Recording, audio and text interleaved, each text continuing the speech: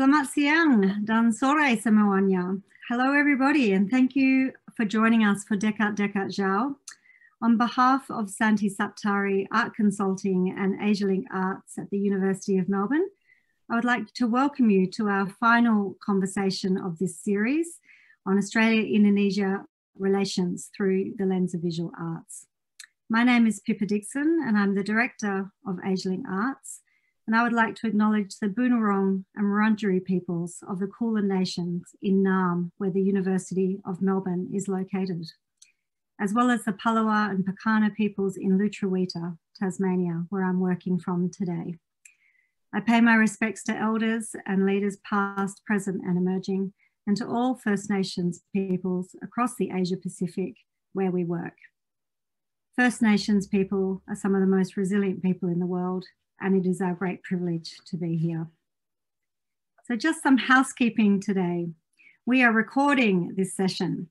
I know that many of you have your cameras off, but please do feel free to turn them on so that we can feel like we are connected and in the same room together, although I note that quite a few people are having technical or internet speed issues today, and that's also fine. We'd like you to keep your camera on, as I said, if you can, and we will have your sound off. Please do feel free to use the chat, but once we start, please do keep the chat to questions if possible, and that will enable us to filter through those and ask those questions from time to time to our speakers today.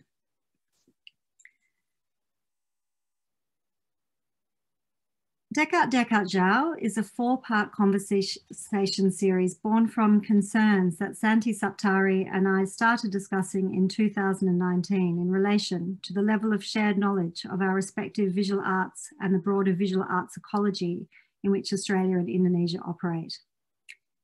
The three previous conversations have explored this ambitious theme from cross-sectoral perspectives of well-known identities in the arts, business, tourism and government sectors, to name a few, to less heard voices and leaders committed to their professions which in some way connect to and shape the arts ecosystem.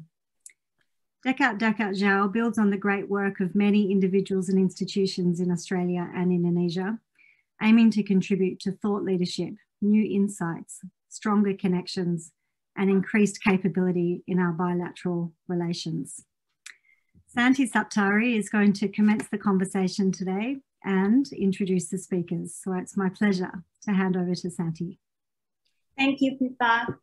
And a very warm welcome to everyone. Thank you so much for joining us this afternoon. And I would like to start by welcoming and introducing our lineup of speakers. And I'm very excited because today it's pretty special. We have 5 of them. While I'm reading out their bio, feel free to actually look at their full bios available in the chat box. So I would like to first welcome Penny Burtt. Penny, welcome. And thank you for your time. Santy, thank you so much. I'm delighted to be here. Yes, we are very delighted to have you today. Penny Burtt is the CEO of Asialink Group. And Penny is a former diplomat and has represented Australia at a senior level in Indonesia, Singapore, and Malaysia, and at the United Nations in Geneva and New York. She's passionate about the arts and was a board member at the substation in Singapore. Welcome, Penny. Thank you. Makasih banyak sekali ya. Terima kasih. And next we have Bapak Hikmat Darmawan. Selamat siang, Pak Hikmat. Siang. Pak Hikmat is the Deputy Director of Jakarta Arts Council. And Jakarta Arts Council is an autonomous body endorsed and funded by the province of Jakarta, whose role is to formulate policies for supporting and developing cultural activities in Jakarta. Pak Hikmat is also a film and literature critic and also a comic curator. Welcome, Pak Hikmat. Hello, terima kasih. Thank you all, and it's nice to be here, and hope we have great conversation today. Yes, thank you. And our third speaker is Bapak M. Taufiqurrahman, who is the editor-in-chief of the Jakarta Post. And the Jakarta Post is the daily English language newspaper in Indonesia.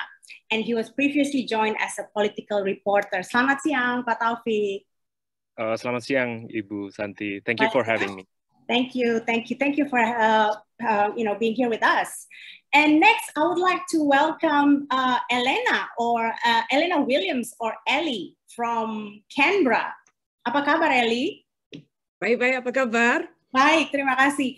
And Elena is an international education and development practitioner with over 10 years experience in Indonesia and a very fluent in a Bahasa speaker as well.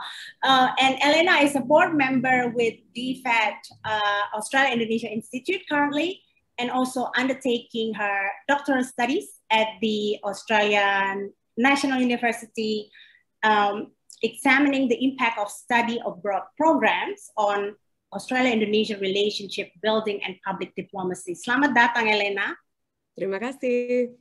And last but not least, we have Chloé Wolifson, who's joining us from Sydney. Hello, Chloé. Hello, everyone. Glad to have you with us. Chloé is an art writer, researcher, and a curator. She's also a contributor to the Sydney Morning Herald. So thank you so much, everyone, for your time. And let's start the conversation. And I would like to commence today by inviting each one of you to share with us some insights about your work and the position of your work globally and locally. How much have you considered the Australian-Indonesian relationship in your work context? And what can you tell us about that? And I would like to start with Elena.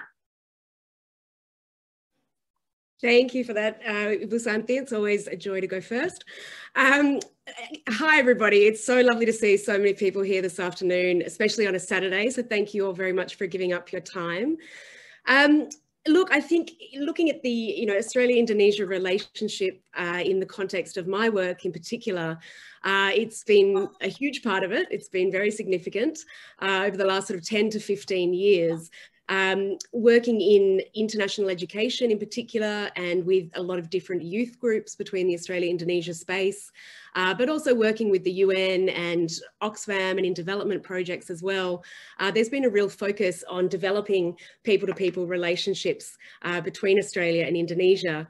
I think more recently, that was the work that led me to undertake my doctoral studies, which you've just mentioned, Santy, at ANU. So looking at the impact that study abroad in particular can have. So initiatives like the New Colombo Plan from DFAT, scholarship programs, that send young Australians over to Indonesia, trying to work out how we can actually measure what impact this has on people-to-people relationship building. And then, of course, looking at that in the context of other initiatives that are going on as well. So things like the Australia-Indonesia Youth Exchange Program, or IEP, which of course is one of our flagship programs from the Australia-Indonesia Institute, which we run every year. So looking at the way that the impact can be measured of these programs in people-to-people relationship building is a huge part of what I'm looking at in my research.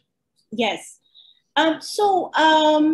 What do you think, in your experience, like the successful elements in cross-cultural relationship building, and what works in the Australian-Indonesian context?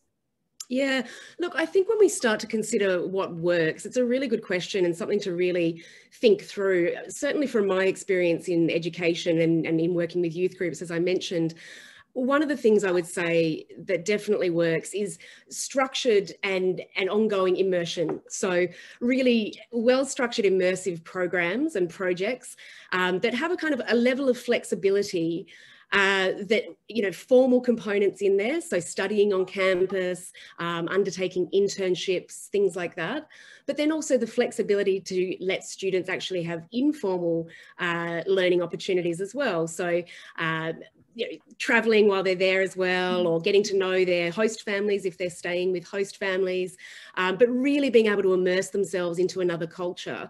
So from my experience previously working for the Australian Consortium for In-Country Indonesian Studies, or ACITU, we saw this when we were able to actually welcome students, whether it was for a program as short as 2 weeks all the way up to a full academic year, offering students the chance to actually attend classes, attend internships, and have these formal learning components, but then also informal opportunities alongside that. So they're actually, you know, having the time to travel, having the time to make their own friends, having the time to live with Indonesians.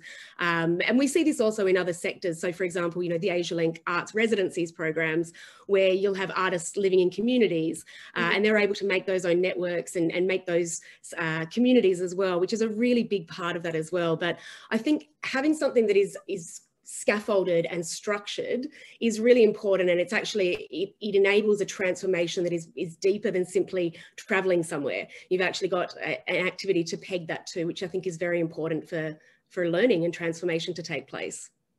Yeah, and you mentioned about impact, especially like personal. So what can you share with us about that? Well, I think the first thing to say is that measuring impact in public diplomacy, in, you know, soft power initiatives, it can be quite difficult. You know, in a sense, you're trying to measure the immeasurable. I mean, for a long time, I think there's been a lot of indicators and a lot of measurements that we've seen that are very quantitative. You know, we know the numbers. So we know that we've seen, you know, more than 40,000 students since 2014 under the New Colombo Plan travel to the Indo-Pacific region. 10,000 of those have studied in Indonesia, 5,000 of them have studied with the Chichis, and so on. But the numbers look really good on paper. But what the numbers don't tell us, and this is the bit that I'm really interested in, what the numbers don't tell us is what that experience was like for that student, and in particular, what that experience was like for the host community in Indonesia that hosted them. So I think in a lot of the evaluations that we've seen, a lot of the literature, a lot of the media reports that we see about study abroad in particular, we're missing that student voice, we're missing that host community voice. And this is, of course, where that people-to-people relationship building work is really happening. It's in the kampungs, it's in the neighbourhoods, it's in the workplaces, it's on campuses. So if we're not actually hearing, you know, the students and host communities' own versions of that and own definitions of what impact is, I think that's a qualitative measure that we're really missing and really lacking. Yeah. That's a very good point, Ellie. Thank you so much. Now, I would like to ask Pak Hikmat Darmawan to share his experience.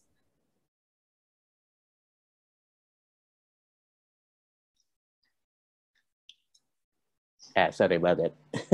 I think, of course, Australia and Indonesia have a really close relation. I remember that one of the most important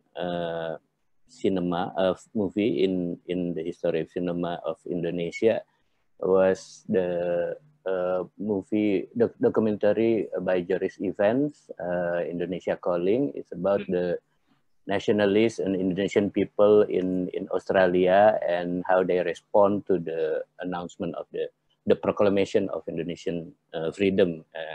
It was in 1947, right? And I have one story that make me realize how important it is to have a further collaborative thing between us culturally. For example, I remember that I spoke with the late Mr. Amarzan Lubis. He's one of the senior journalists in Tempo, and he was a political prisoner in Suharto's era, but then upon his release, he was recruited by Tempo, and then he worked in Gatra and went back to Tempo. And during his time as a junior journalist and his affiliation with Communist Party (PKI) in Indonesia, he was also known as one of the leftist best poet, but I couldn't I couldn't read his work, of course, because the banning from Suharto era. Yeah. And I asked him where could I find because one of the interesting part is that Martin Aleida, another leftist writer, was informed me that once, I think it was in 1964, probably, Amarjan Lubis doing an experimental work, doing a journalistic work in the form of comics. So if I could find it, I can confirm it that it was before Joy Sacco making a journalistic comic. But I couldn't find it, of course, everywhere. So I asked him about his poems and his work as a journalist in the form of comics, and he said that probably you could find it in Australia. So yeah, and I remember that it is a repeated story. Yeah, for example, even if it's not about political things, things about archiving, you know, one of the most important animator in Indonesia, Gatot Prakosa, the late Gatot Prakosa, also his works has been archived in Australia. And so I need to go Australia probably, yeah, to search those kind of things as a researcher in film area, and also in comics and animation. Probably I've got to find those archives. And I think nowadays we have young people really interested in doing archiving works and digging into past archives and so on, and try to structure it so everyone could access it, and also to create something from it. So I think it will be nice to have that kind of works and to develop more relationship culturally between Indonesia and Australia. But personally, as a researcher and also as now in Jakarta Art Council, as a member of Jakarta Art Council, to deal with providing insight or helping Jakarta government to create a healthy policy for art policy in Jakarta, for example. So it's about what kind of world, yeah, the rather unstructured world of creating artwork and making collaboration that more organic in terms of doing something artistically, and the other side to have a policy, a kind of a policy in all kind of levels to structure all those separate work in Jakarta. I find that I haven't really got a chance to work so much in developing some relationship in between me and my friend in Australia. But I found that there is a good possibility to develop something. For example, last year during the pandemic in Makassar Writer Festival, I spoke with one young artist who never been in Australia, I think, but she Dania Sita Dewi, yeah. It's in November 2020. It's a comic talk because Dania created a comic in a Japanese style from a folklore in Makassar about the relationship, the trade relationship, the traditional trade relationship between Makassar people and Aborigine people in Australia. So we talk about it and see how she collaborated with Sienna Stubbs, yeah, Aboriginal artist, to create that comic. And so it's very global, yeah, in Makassar, in manga style, yeah, Japanese style, and about the past between Makassar and Australia, and we have quite a lot to talk about, and I think it's an interesting sample of how we could create some collaborative work between us. Yeah, I think I'm also very interested in your work in policy seni as well. Maybe you can talk about policy seni and how you actually engage with communities that are outside the centers. So right. It would be something, I think, is it in visual arts?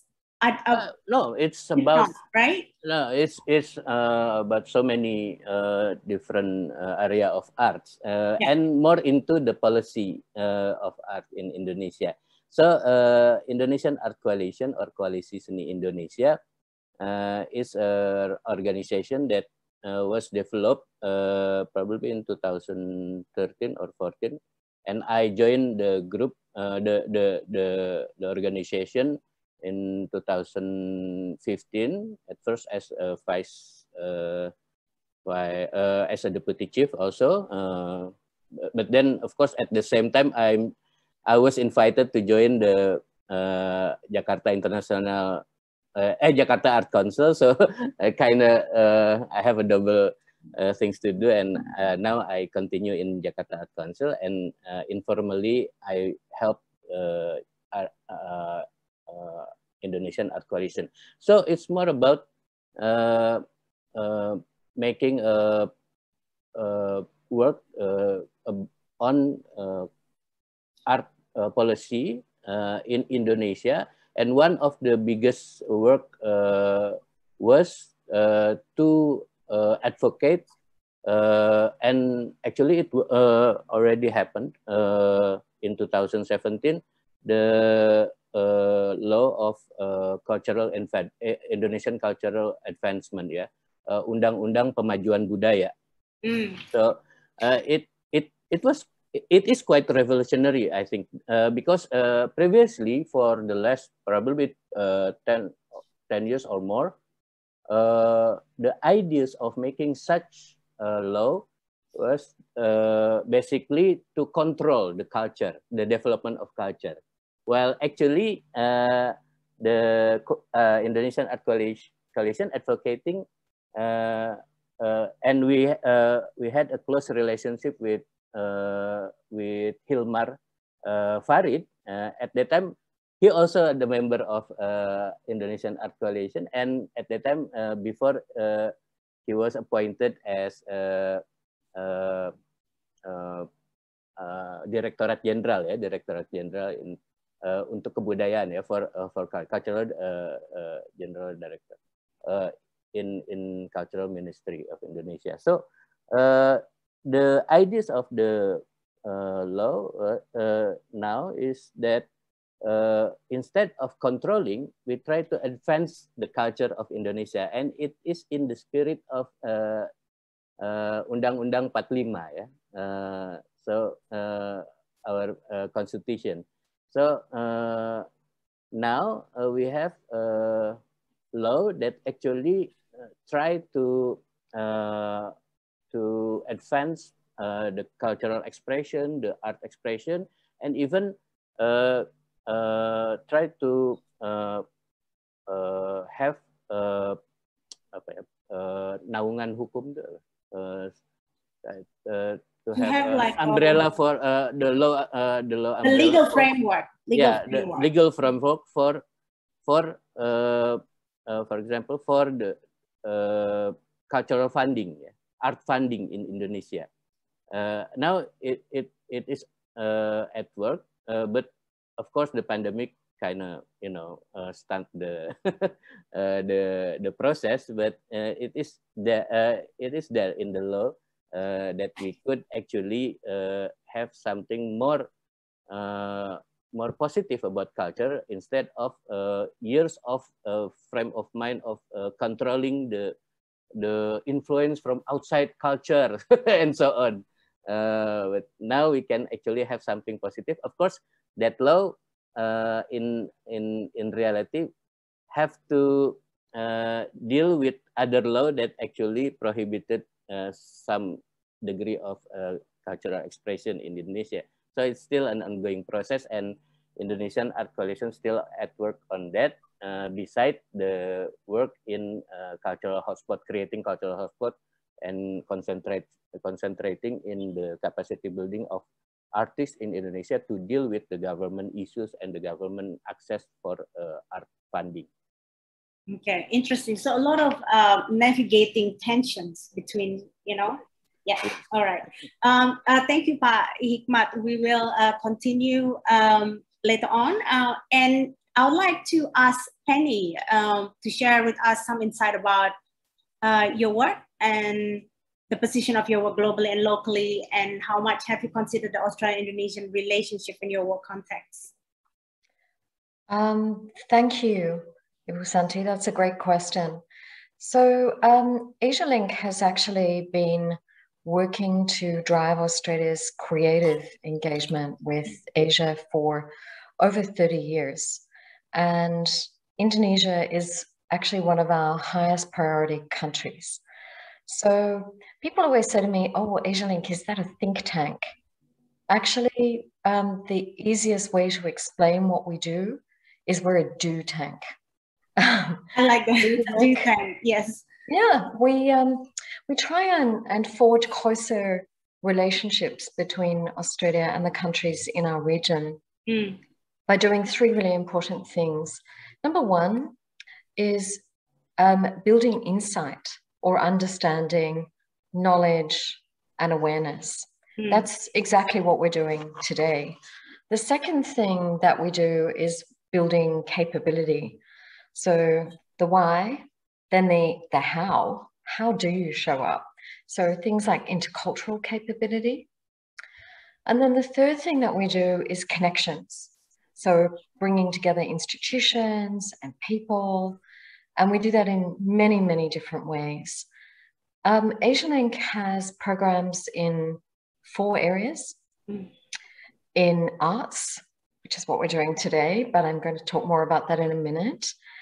In business, in education, and in something we call diplomacy, which is really about, you know, policy and global affairs. And the work that we do with Indonesia spans all of those areas. So in our education foundation, for example, we currently work with over 200 schools in Indonesia in 18 different provinces, linking schools in Australia and schools in Indonesia, their educators, teachers, and students to actually to work together, actually, to collaborate, to understand each other better. In our business arm, we're actually working very closely on the implementation of the Australia-Indonesia Closer Economic Partnership. Most of you would know that as IACEPA.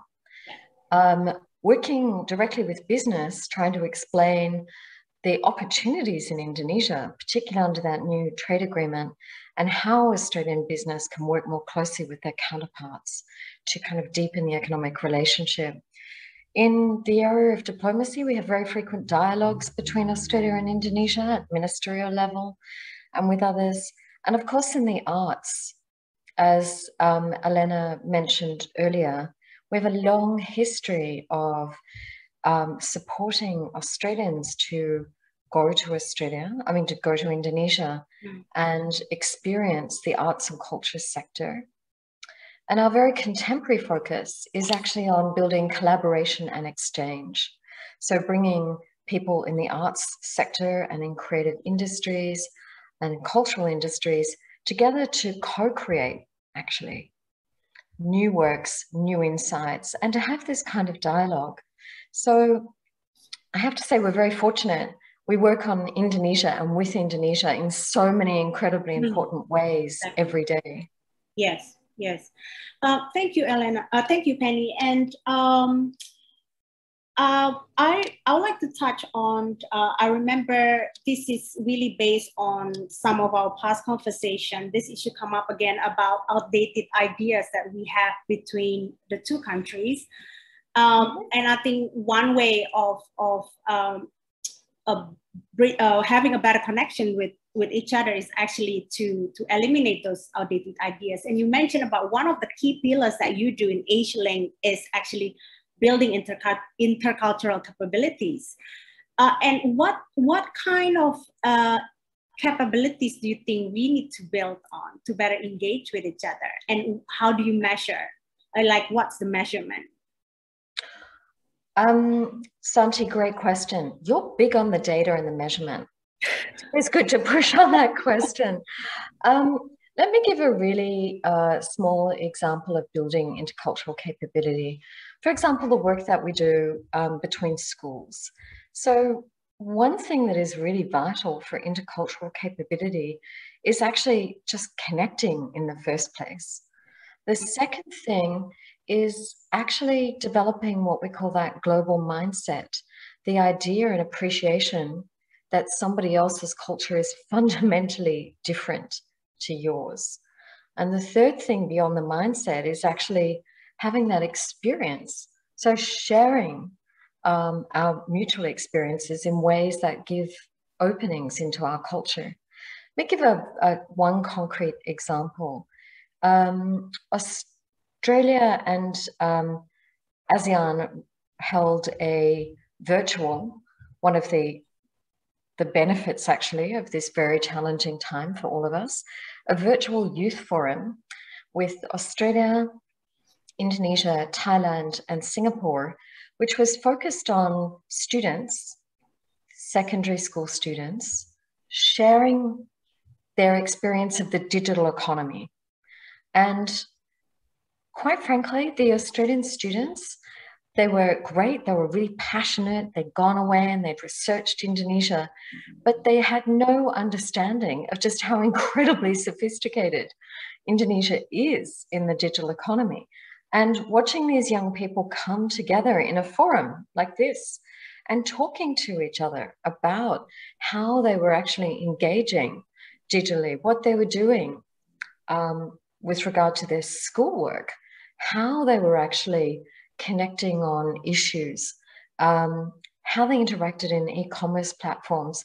When we say intercultural capability, we're not just talking about an abstract idea, we're talking about actually bringing people together to navigate these conversations on issues that matter to all of us.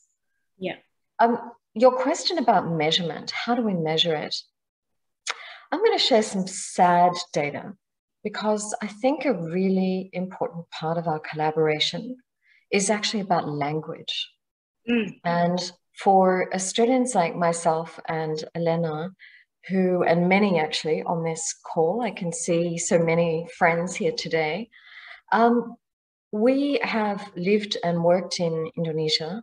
We speak Indonesian.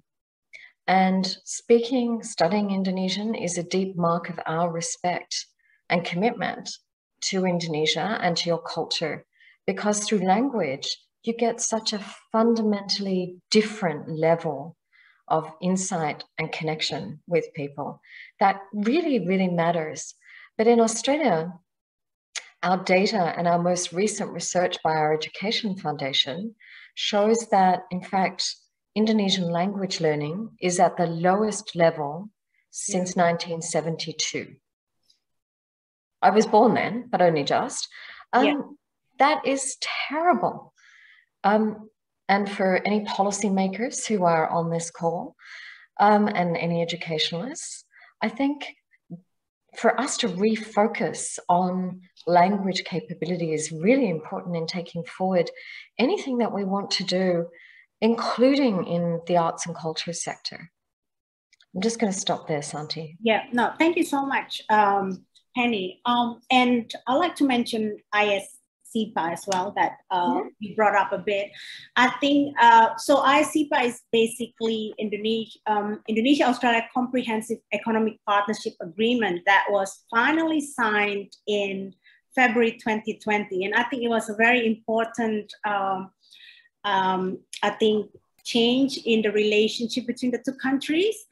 And I remember the trade agreement focused, of course, on trade investment, education, climate change, and tourism. Unfortunately, there's no art sectors mentioned.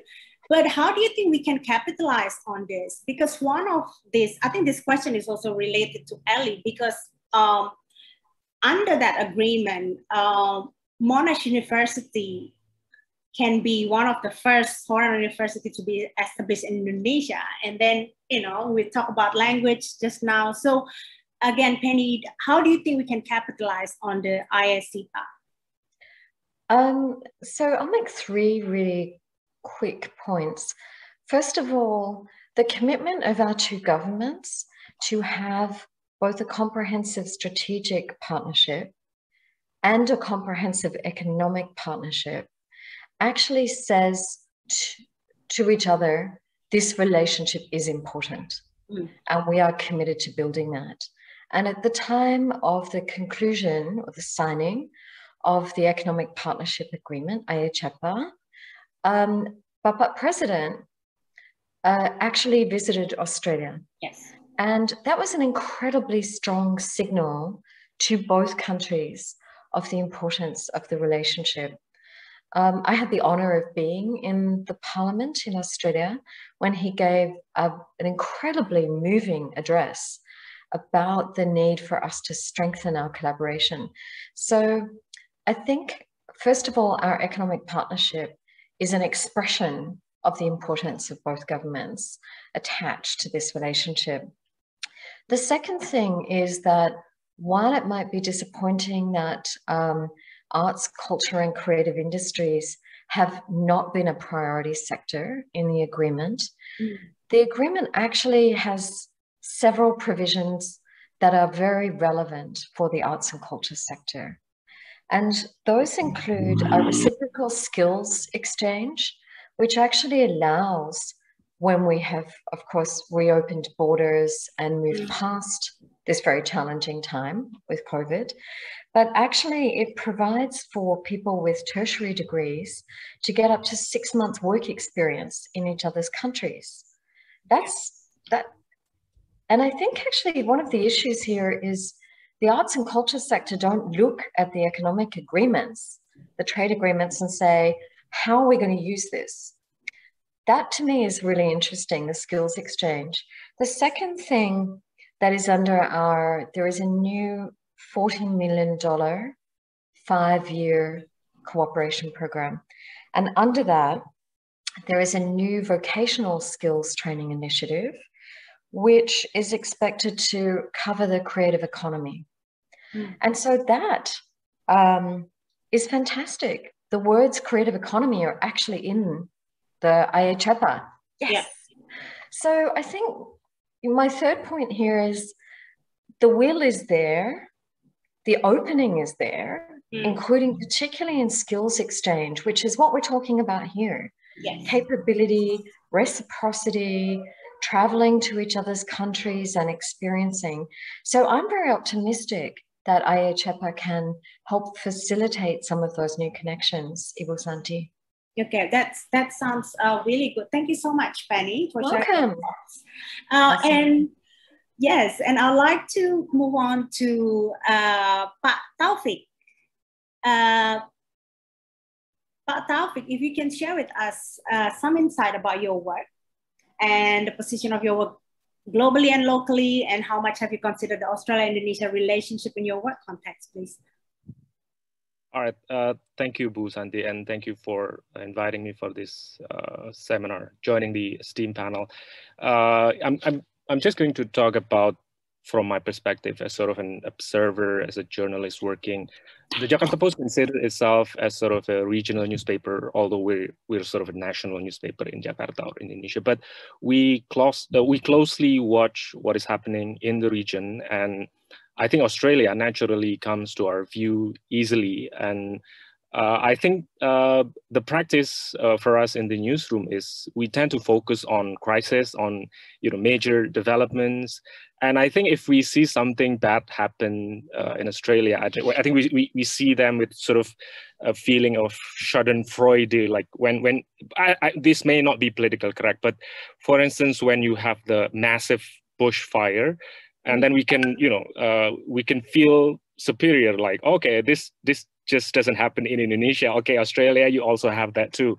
And then I think the last time when you have sort of the political crisis, like the 3 prime ministers in 3 years, we also see that as sort of, oh, okay, this is neighbor to the south having problem. And yeah, but I think journalists naturally see that major development as sort of point of interest. And also now we're seeing Australia sort of, and this is sort of the geopolitical situation in the region, Australia now having sort of a managed relationship with China, and we sort of waiting for sort of some fallout from that, and we see that with sort of bemusement because I think you should focus on Indonesia rather than China, for instance. But that's geopolitical consideration, and we're waiting for something hopefully not too severe come from that, because I think that will impact negatively on the region. I think 2 years ago I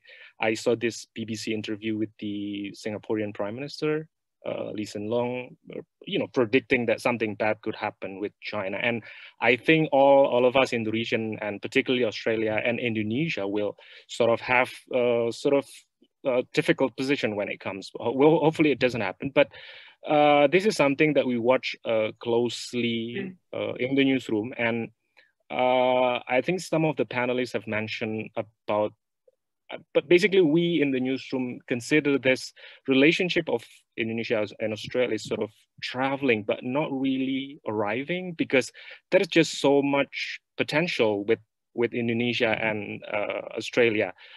I think Pak Hikmat early on mentioned about the support of Australian workers towards Indonesian independence. We have Prime Minister Menzies visiting UGM in '59, if I can remember correctly. And then we have 2 Indonesian presidents speaking to the parliaments, Pak SBY and Pak Jokowi recently. So this is, and also we have people-to-people relationship. I think on an annual basis, we in the newsroom receive a batch of students from ASISIS, and this is already part of the Jakarta Post program, and also we see a lot of college universities in Australia having Indonesian Research Center with the language program. So I think on that note, we could have expected something bigger, something more rewarding coming out of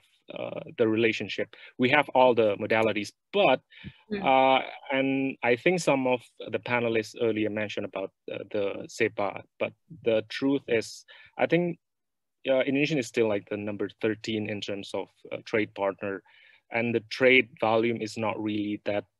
It could have been better. So and also I think on a more grassroots level, we still have sort of I don't want to say misunderstanding, but I think this is more of a lack of understanding. I still remember the Lowy Research Center 2019. Like, most Australian think that, oh, Indonesia is not really a democracy. And at the same time, I believe most people in Indonesia, even if they have enough understanding about Australia, but this is mostly like viewing Australia with kind of suspicion, like, and I think the trauma from East Timor's secession in 1999, I think this has left a deep mark in our psyche. Not necessarily myself, but most of Indonesian think that Australia play sort of a role in making that happen, and this is certainly the perception. And I don't know if you're aware of this, but there's a large section of the Indonesian society who's really nationalists and sort of having protected the territorial integrity of Indonesia very strongly. So you have that perception as well. So I think the lack of understanding comes from both sides, and I think both sides needs to do a lot. And I think this kind of I read a book this is a book about Javanese Sufi mysticism. This is from George Quinn. I think you must have read this. This is the Bandit Saints. And I'm a Javanese, and I don't really understand too much about my own culture. And I've got a lot of stuff from George Quinn's book about how Islam meets Buddhism and Hinduism in Java. And I think we have a lot of people like George Quinn in Australia, and it will be it's going to be a tremendous advantage for a nation to read those kind of books, and knowing that there's a lot of Australian doing a lot of work on Indonesia, and it is easily accessible to Indonesia. And also, I think we can rely a lot on popular culture to sort of, give Indonesian better understanding of Australia. I know this may not sound like an ideal example, but I think, and this is because I stayed at home too much. I watched Operation Buffalo. Yeah, this is Operation Buffalo, about the nuclear test site in Maralinga or somewhere. Yeah, and I think I know more about Australian politics under Menzies more than by reading history books, and also watching Glitch, for instance, which is easily accessible thanks to Netflix.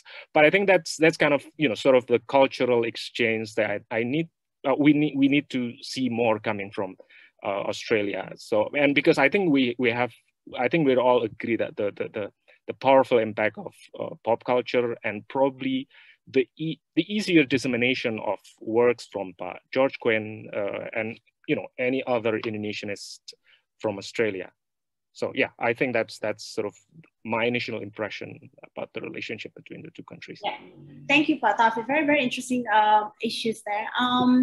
You mentioned about the relationship between Australia and Indonesia at the moment that you think is still kind of traveling, not arriving yet. So what do you think the role of the media or the press in promoting, or strengthening further engagement between these two countries? Yeah, I think, yeah, with countries like Japan or the United States, I think we know what to expect in terms of its relationship with, or their relationship with Indonesia. With Australia, I think there's a lot to be desired from its relationship, and I think for us in the media, I think what we can do best is sort of bring more good news from Australia, of course. And I think, well, now we watch with great interest what happened in Australia with the government's plan to sort of rein in Facebook and Google, and I think we can learn a lot from that also. And this is from the Indonesian side of the media industry. But I think the exchange of information, the free flow of information between Australia, I think the cultural exchange can also be extended to journalists, and I think in the newsroom we have done that as well with the Assisi's program. So yeah, I think we need to tell more stories from Australia, and this is from my side. And also I think there's the need for Australian media to sort of cover Indonesia differently, and probably not just to focus too much on Bali or some of the crises that we have, the phone tapping incidents. Of course, let's make a good drama, but that's not really, the whole point of the relationship. Yeah. Mm. All right. Thank you, Pak Taufiq. I'd like to move on to Chloé. Hi, Chloé. If you can share with us some insight about your work and the position of your work globally and locally, and how much have you considered the Australian-Indonesian relationship in your work context, please? Well, thank you, Santy. First of all, I just want to acknowledge that I'm speaking to you from Cadigal and Wangal lands in Sydney, and pay my respects to all First Nations people and anyone here present. Yeah, I mean, I guess I come at this from a pretty sort of grassroots level as somebody who is looking at and writing about art, at the moment, primarily in Sydney. And in the past, I have had the opportunity to sort of extend that to, some press trips in Southeast Asia. But I guess, obviously in Australia, we have, from a visual arts perspective, which is sort of where I'm coming from, obviously there's, more formal and larger sort of structural things in place, like the Asia Pacific Triennale, which has, been going for a very long time now. But in more recent years, and I think, last week in your conversation, Margaret Moore spoke about this a little bit as well, but commercial galleries and sort of philanthropists and individuals who have an interest, in Indonesia have sort of facilitated those exchanges for themselves. And I, you know, as somebody engaged in the industry, have encountered, you know, Indonesian artists through that. And, you know, through my work in a commercial gallery, my previous job, encountered that through an Australian artist who had undertaken a residency in Indonesia, for example, and collaboration with Indonesian artists had arisen through that. And that, you know, and there are various examples in Sydney of, you know, different commercial galleries and independent spaces organising exhibitions and public programs, you know, off their own back, you know, through that through their own interest. And, you know, I think, you know, the previous panelists have all, you know, spoken about these really important kind of more formal structures that are in place. And I guess, you know, I'm sort of at the, the other end of that. And I think it is important to think about how those more organic and informal exchanges take place, that sort of trickle down, I suppose, from those interactions. And so, yeah, that's one aspect of that for me that I think is really important is, you know, having the opportunity to go to exhibitions and, you know, hear from artists and gallerists who, you know, have, who are able to kind of share that information. And I think art, you know, is one of the ways that we get those, you know, just like language, like Penny was saying, art is another way that, you know, as adults, if we haven't had the opportunity to immerse ourselves in a culture previously, art gives us insights into all sorts of other aspects of other cultures. And so I think it is, you know, for me, you know, just on that really sort of basic level, a really important part of my job. And yeah, I think as far as, you know, sort of going further into those interactions, when I have pre-COVID have the opportunity to go to art fairs in, not in Indonesia yet, unfortunately, but in Singapore and in the Philippines. And though I think, you know, art fairs are a particular beast, and they were spoken about a little bit last week on the panel as well. But, you know, I think any of those large scale events, even the APT, but also, you know, art fairs and biennales, you know, they become a hub around which other activities in a city take place. And so even though arts writers like myself might be sort of given that opportunity to visit that particular art fair and report on it, it opens up so many opportunities to engage with the local art scene there, meet artists, other writers, gallerists, and also, you know, within those art fairs themselves, there are often I guess non-commercial exhibitions in which an artist is given an opportunity to kind of spread their wings and produce a piece of work that's not so much, you know, part of a gallery stall. So, you know, there's so many ways in which I guess, you know, just from thinking about, you know, those small interactions that I've had, you know, the opportunities that those exchanges generate. And every time I speak to an artist or research an artist in the course of writing about their work, it teaches me a little more about their world and equips me further to, and, you know, as well as, you know, giving me more desire to engage with their world.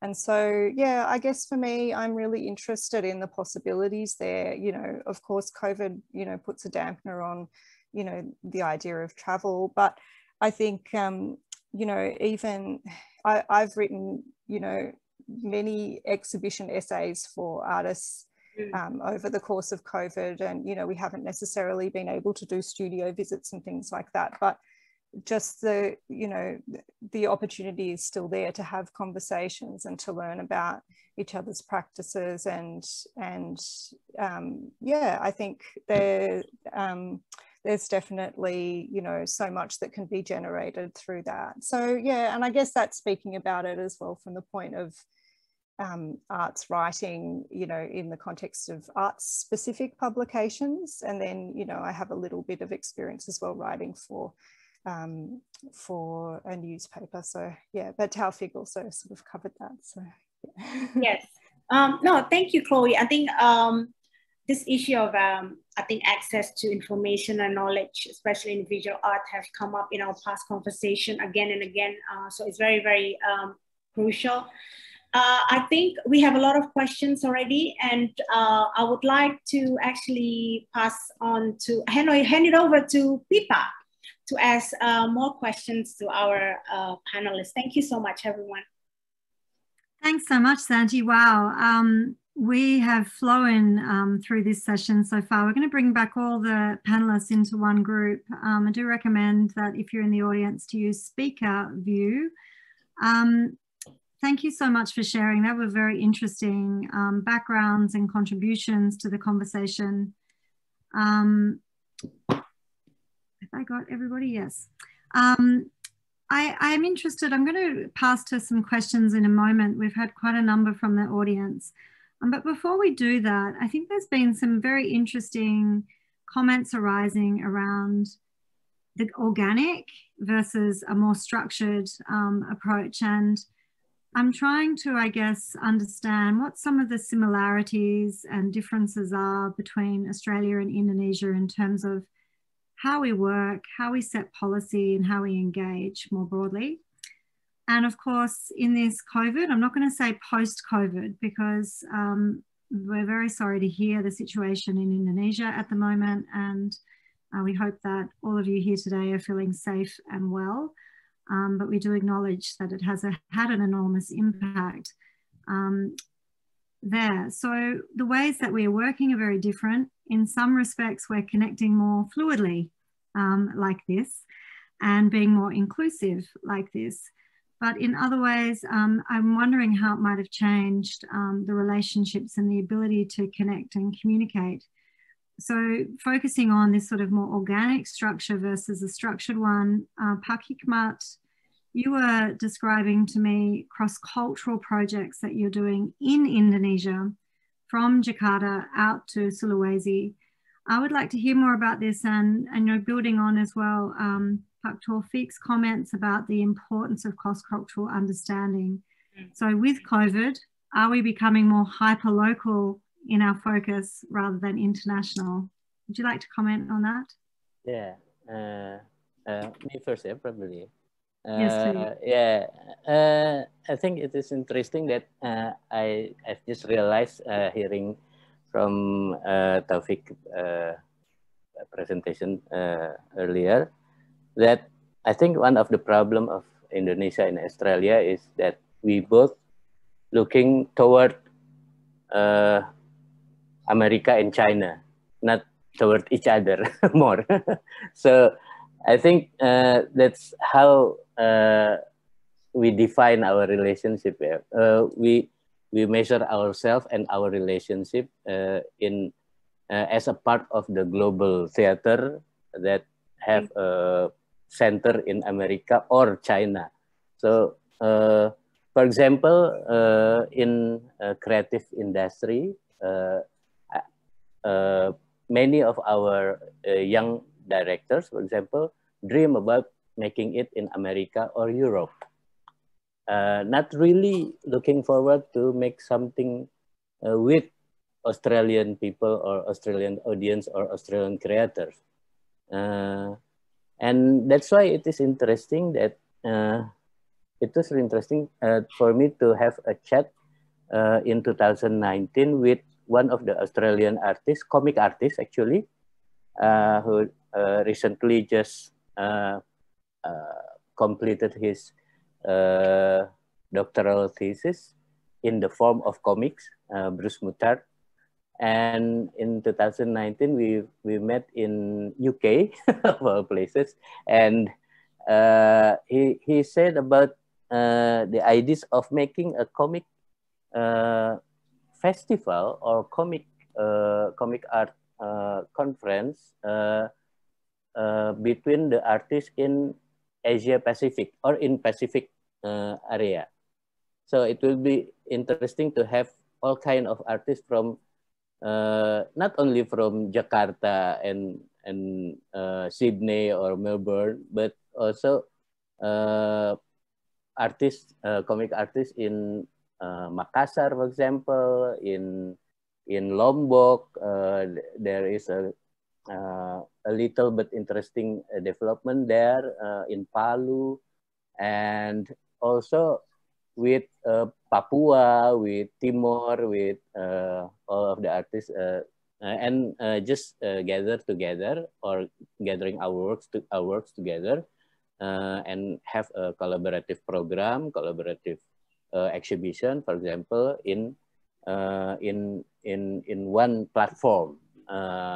And of course, now during the pandemic, I can see that beside the problem of pandemic, the limitation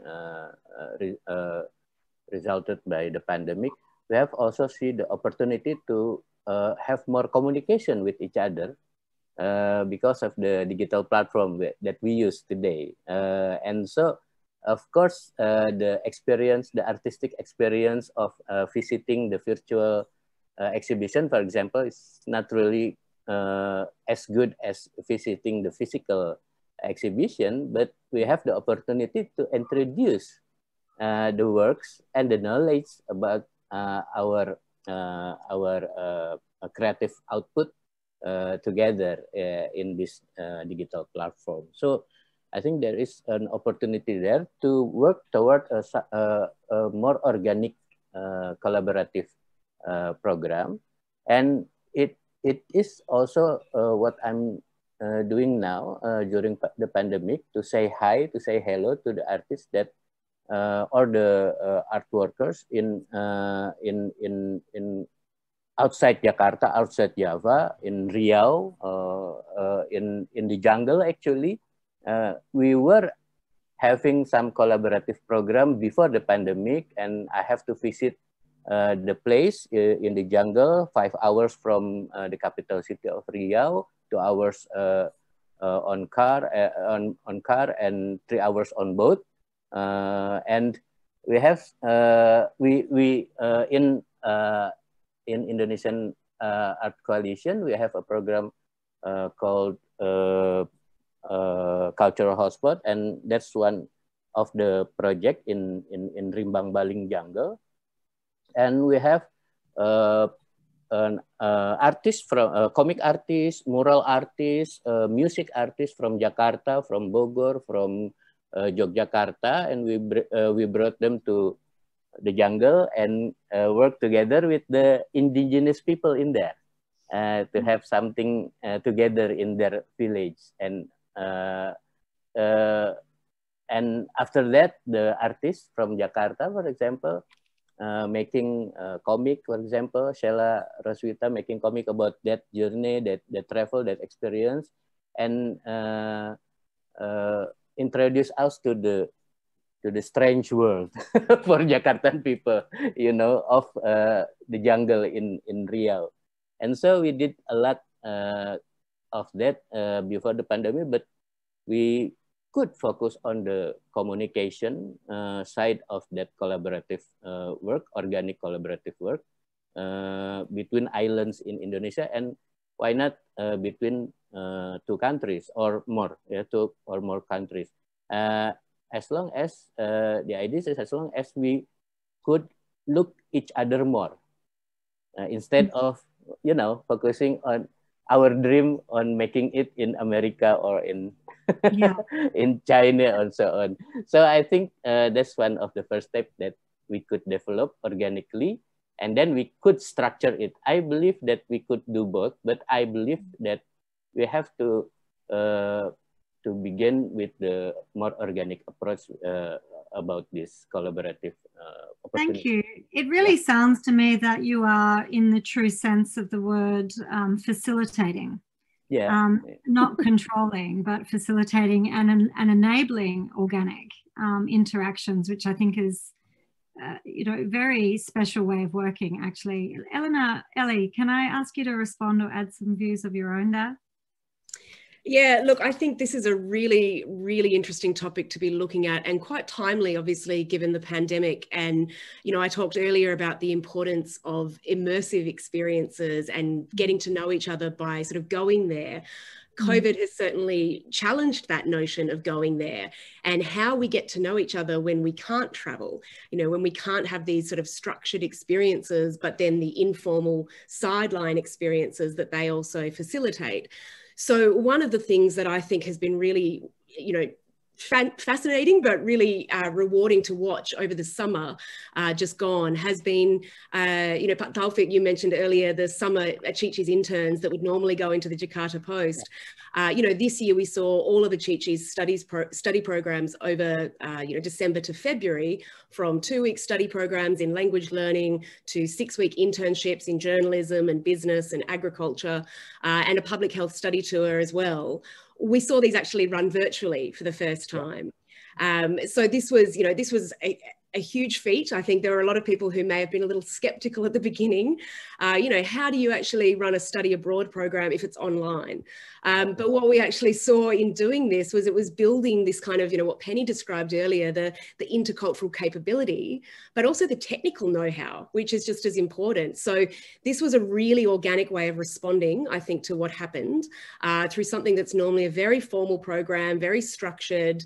But what you saw as well along the way was students actually meeting other students, chatting with their colleagues through their work placements, and getting to know each other through WhatsApp groups and through FaceTime. And there were real gains being made there as well. And a similar experience was also happening alongside in the Australia-Indonesia Youth Exchange Program, or IEP, that I mentioned earlier. So in this program, normally you'd have 18 Indonesians come to Australia from October to December. You'd have 18 Australians go to Indonesia from December to February with the Indonesians as well, so as a big group. You'd have this whole group, and instead, of course, this year no one could travel. So this was also a bit of an experiment in what would that look like if we ran this online. So again, taking what I was describing earlier as a sort of structured or scaffolded program where things were built into this, such as a formal mentorship program, an internship program. There was, you know, every week there were themed Zoom topics, webinars on gender equality, webinars on Australia-Indonesia relations and the history of it, the Australia-Indonesia political relationship, education, and so on. And so you'd have these kind of, you know, these 2 hours on Zoom each day. But then again, what was really interesting was the relationships that fostered and how they actually then gained a momentum of their own. So delegates who were then chatting with each other on WhatsApp, chatting with each other's families, you know, showing someone on FaceTime, oh, this is the beach near where my house, near where I live, or this is my family, and this is, I'm eating bakso for lunch. What's bakso? You know, these sort of moments which seem trivial, but are all part of that kind of rich tapestry of people-to-people relationship building. So I think it's been really wonderful to see that that's actually able to continue despite the pandemic. And certainly, you know, I don't think we're going to be traveling anytime soon, sadly. So to have had such an effective and successful trial run over this summer, I think it actually paves the way for a lot of innovation in study abroad programs more broadly. Thanks, Sally. And I think you really just touched a nerve with me around the so-called or seemingly trivial and how we trivialize, you know, things that are actually very important parts of our day-to-day experience. And I mean, I think that's the, you know, the concern we have in the arts and cultural sector, right, is that it's often trivialized or marginalized or sidelined as not being about the hard, not being important and front of mind. Taufiq, I'd love to hear your views on how you think things are really changing during this period of time and what we've been experiencing over the last 12 months. Okay. Yeah, I think what, and this is, I speak from my experience in the newsroom watching the COVID situation in Australia. And whenever we hear another announcements, okay, the lockdown will continue for another 3 months. And because we monitor that closely and we can see the reaction, and this is from our platform, from our website, and this information from Australia are mostly the most viewed, the most read information from our website. And I think I can see this as sort of a reflection of,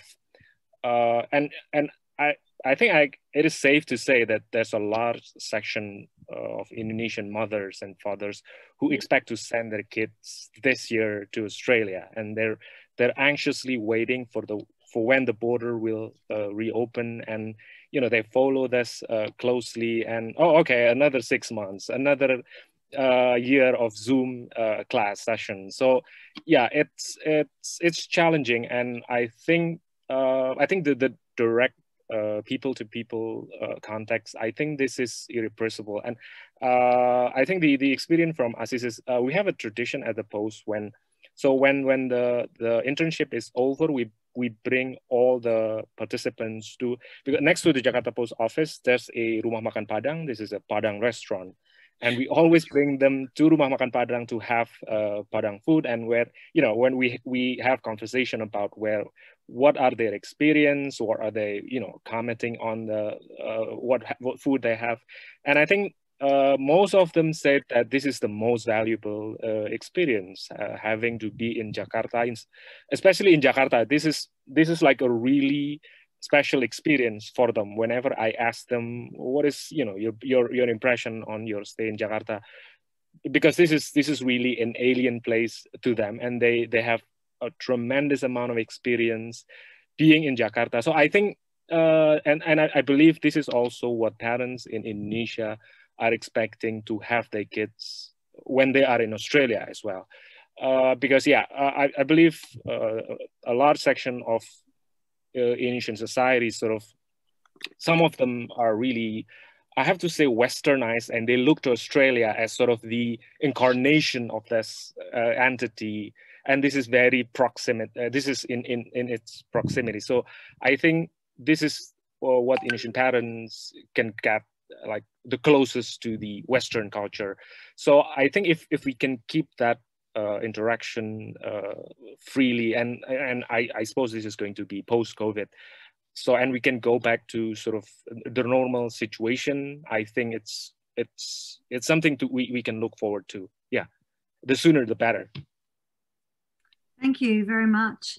Chloé, just jumping back to you, we've been discussing immersion and the capability, and what I'm interested in around your work and observations, is this an opportunity to really look at as well diaspora artists in Australia if we're trying to continue international engagement, or how do you see it? What are the viewing rooms actually like in terms of an experience?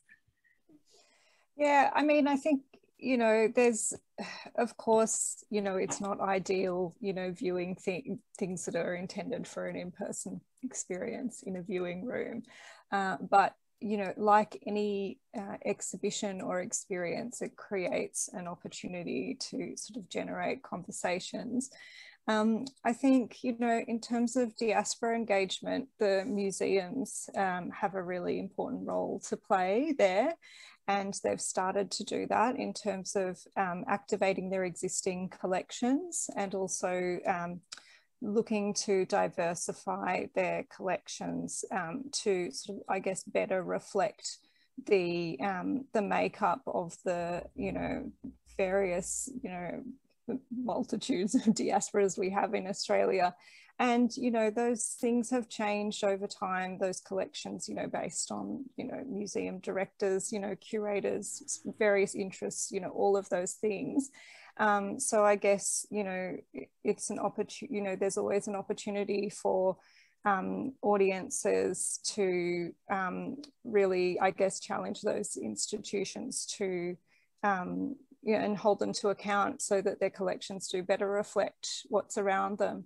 And I think, they're picking up the ball and doing that fairly well, considering it's, I mean, yeah, it's, yeah, there's, I think I've seen some really interesting examples of, using an existing collection as a jumping off point to really engage with what's happening in the contemporary art sector, and further to that, building public programs around that engage the community, and bringing people into galleries who wouldn't normally, feel that it was a place for them or see themselves reflected in it.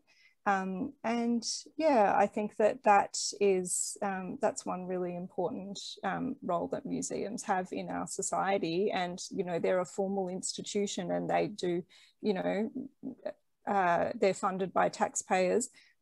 So yeah, there's a responsibility there, I suppose, but it does then trickle down to a much more organic kind of exchange at the grassroots level as well. Thank you so much, because we have had this discussion over the course of the last few weeks in regard to the role that institutions play and the difference in institutional collecting between Australia and Indonesia in the visual arts sector. And the capability development, I guess, but the differences in the way that Indonesia works. But I really love that there has been a thread throughout that it's a very diverse ecosystem. We need all parts to be functioning at the same level to really make and shift the dialogue further forward. And I love what you said about an institution or a collection being a springboard, in much the same way that Hikmat talks about the archive being a springboard and a point of connection into narrative as well. There is a question, Penny, that I thought maybe I would throw to both you and Taufiq, actually. And Chaitanya from ANU is with us. So wonderful to have you, Chaitanya, here today. I wondered if we might unmute you to ask this question. Would that be possible? Yeah, sure. Hi, welcome. Hi. Hi. Oh, thank you very much for the opportunity to ask this question. I was really struck by remarks from Hikmat and Taufiq in relation to the fact that the arts and culture sectors tend to have more or less left-leaning sympathies in different parts of the world.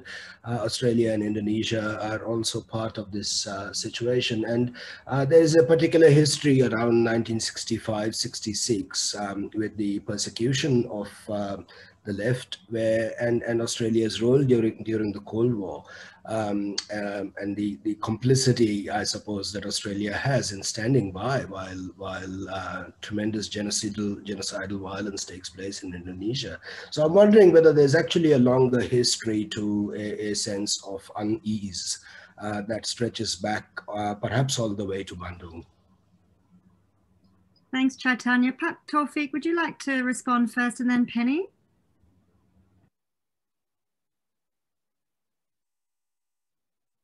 So yeah, probably I'm not the best person to answer this, but yeah, I think I think it's pretty obvious that after 65, we barely have sort of the leftist expression in the country, and I think I still remember correctly, and this is around 98 when there's an art exhibition in Jogja, and I think this is for the first time.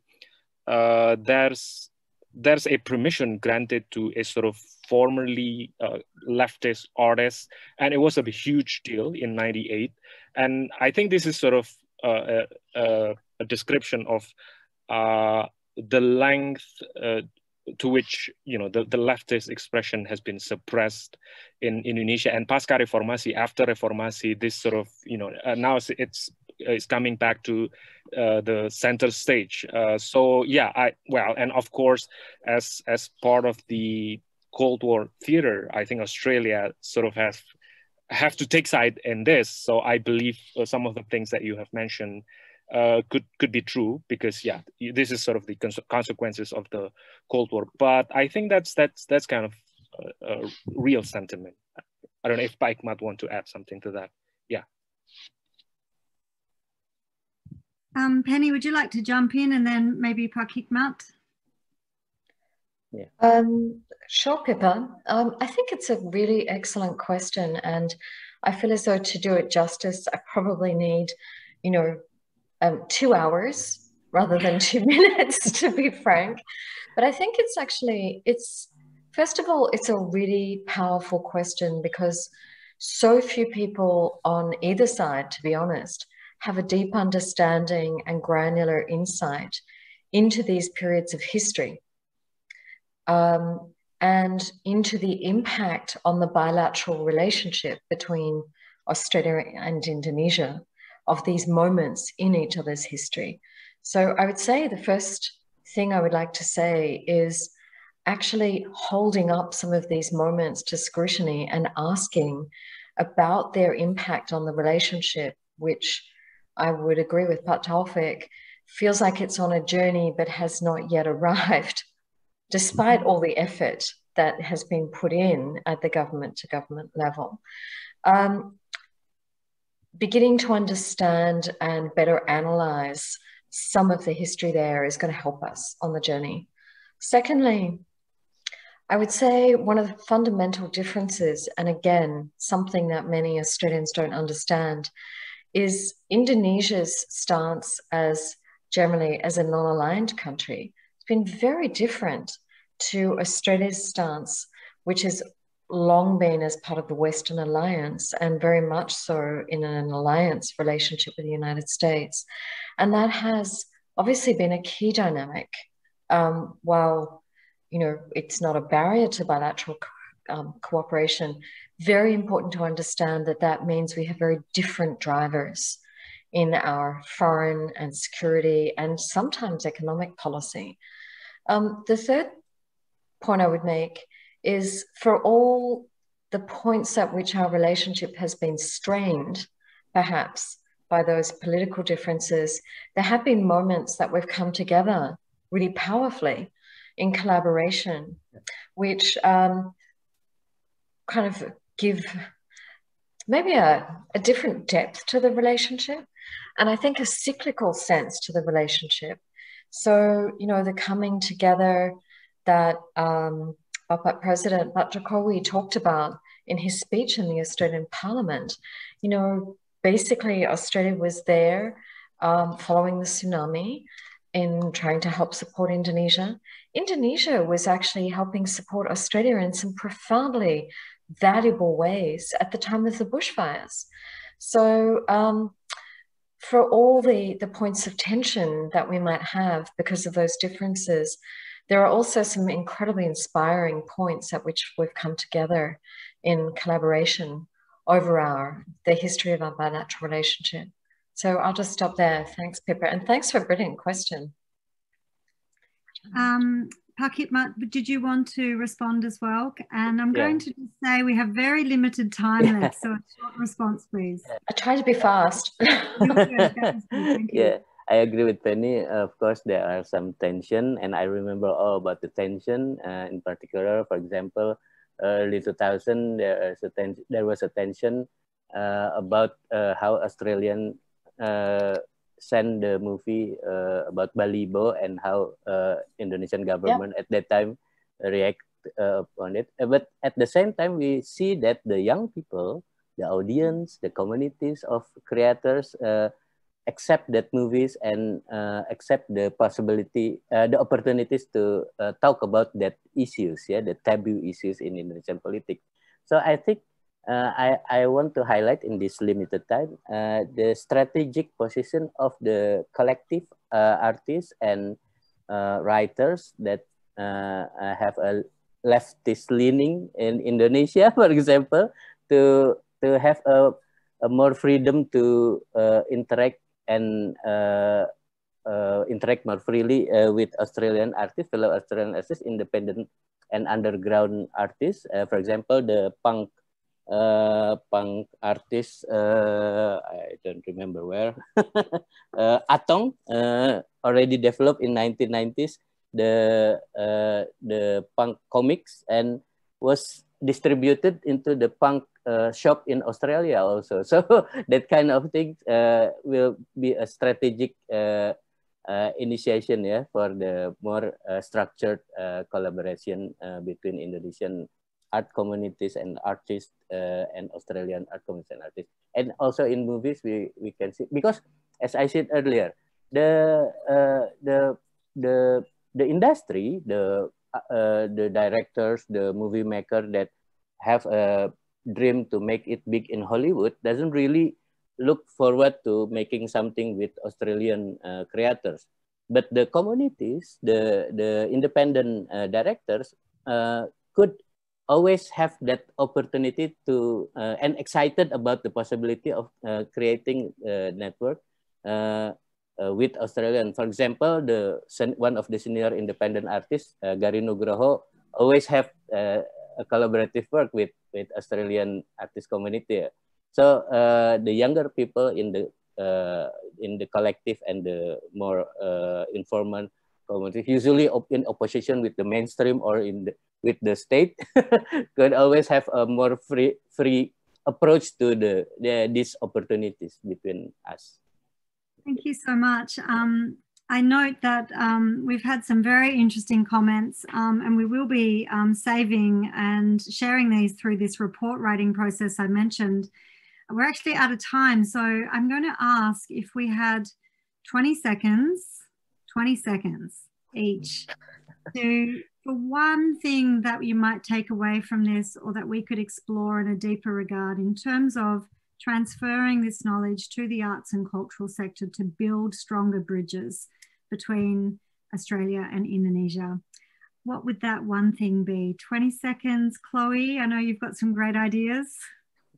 I think just any opportunity to bring artists and writers together to have conversations and to give artists the opportunity for a writer to engage with their practice, and the mutual, I guess, insights that can be generated through those exchanges. So any opportunities to connect artists and writers and to have that writing put out into the world somehow. Thank you so much. And I'll add to that there has been a lot of commentary about Indigenous exchange, First Nations exchange.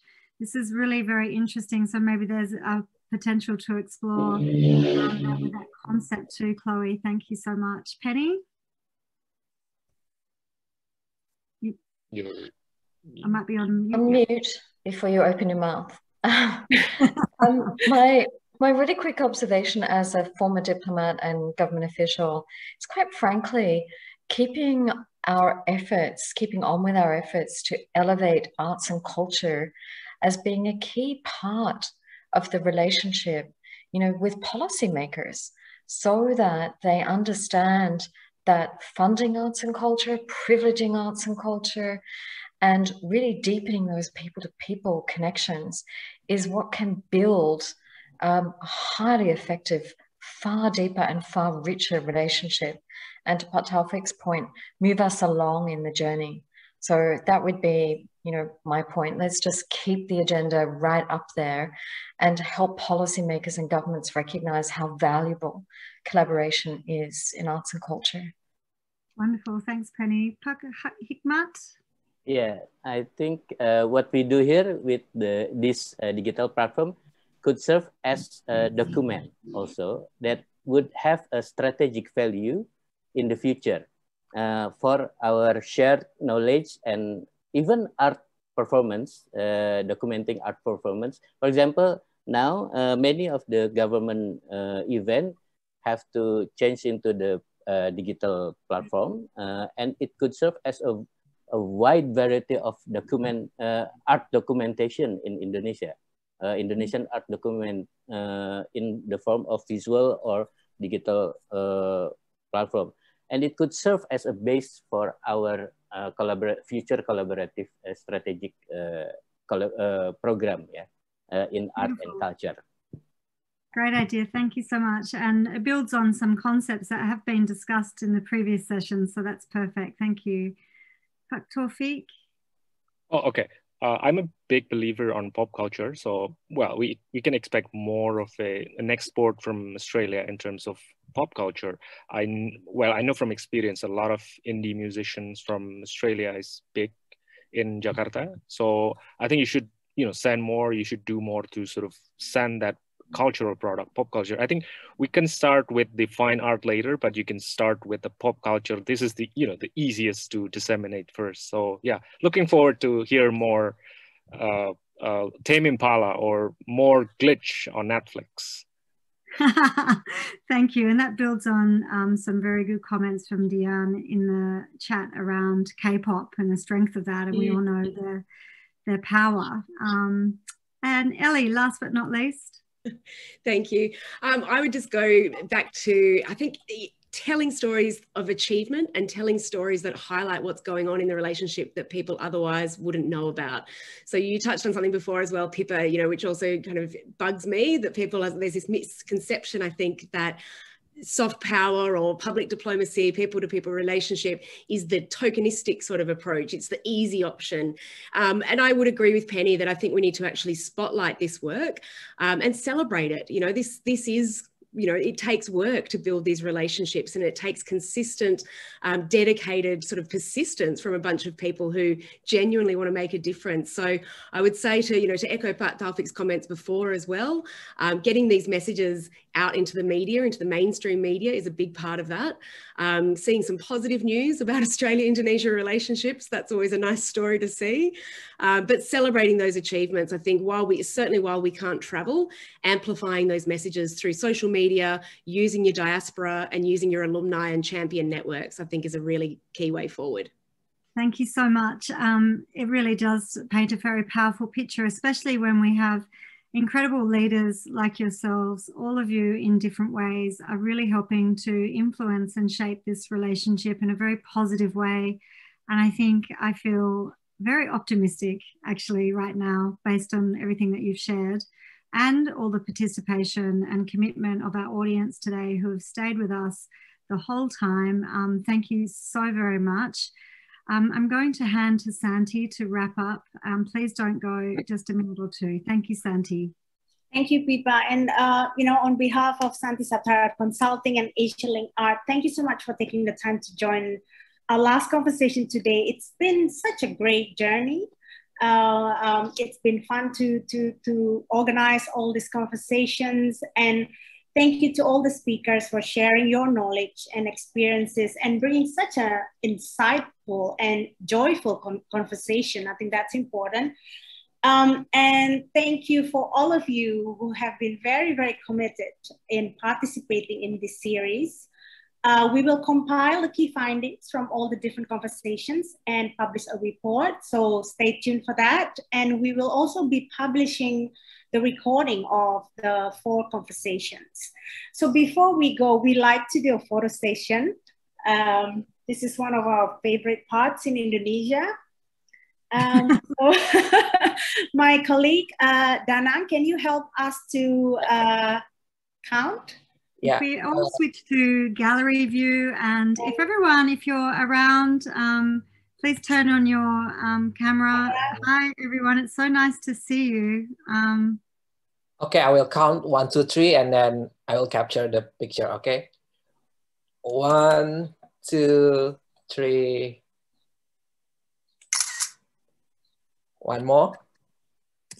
1, 2, 3. Yes. Thank you so much. Okay. Are you done? Dana? Yes? Thank you. Yes. All good? All right. Thank you so much. Thank you. Please stay safe to all of our friends, family and colleagues in Indonesia, and we look forward to seeing you again soon. Please do feedback to us any further questions you might have. Yes. Have a good weekend, everyone. Have a good weekend. Thank you. Stay healthy. Bye. Bye. Thank you.